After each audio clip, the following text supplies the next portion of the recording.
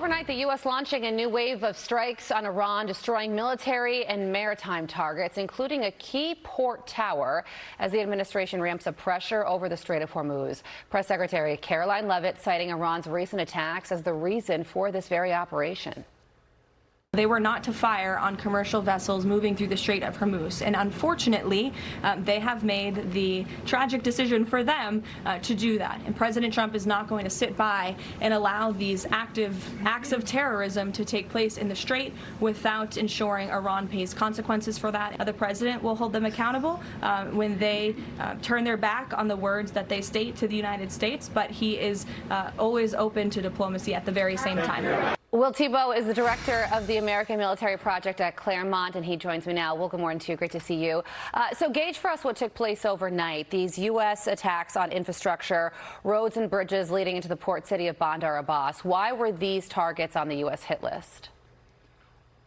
Carly, this is part of a deliberate campaign to both punish Iran for violating the terms of the MOU and also set conditions for whatever further military operations may be necessary in the immediate future. This is clearly the infrastructure, the roadways, bridges, some port infrastructure that would be necessary to both sustain combat operations for Iran into the Strait, but also conduct things like resupply. I think we're going to squeeze the neck of Iranian military infrastructure around the Strait of Hormuz so that they're not able to sustain their attacks. And if necessary, give the president options to conduct further military action so we can solve the problem of the openness of the Strait of Hormuz for good. We're not going to be held hostage by Iran going forward. Okay, so the U.S. is fighting, of course, to keep the Strait of Hormuz open. Iran wants it closed, but now there's also focus on a new waterway.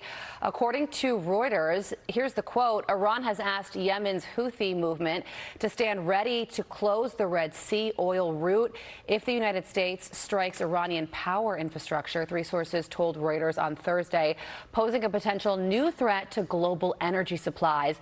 If this does happen and the Houthis do close the Red Sea port, how significant would that be? How much damage would that do? It's definitely an issue, Carly. I mean, it would be significant, but I think that kind of puts the cart before the horse because the United States and Saudi Arabia will have a vote here. What's interesting is that Saudi Arabia has already been working ahead of Iranian efforts to try and reinforce Houthi rebels.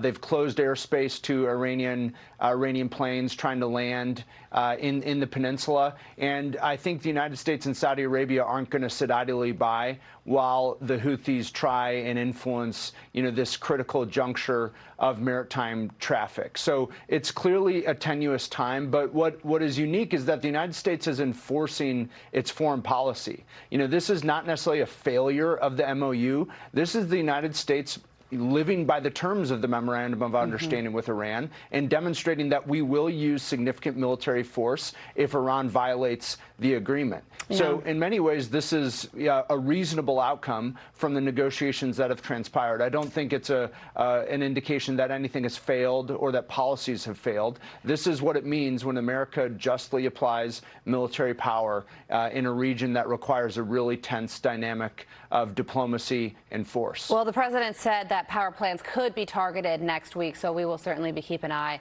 on the Red Sea. Director of the American Military Project at Claremont, Will Thibault, we thank you for your time. Thanks for joining us. Thanks, Carly. All right, Nate, over to you. All right, Carly.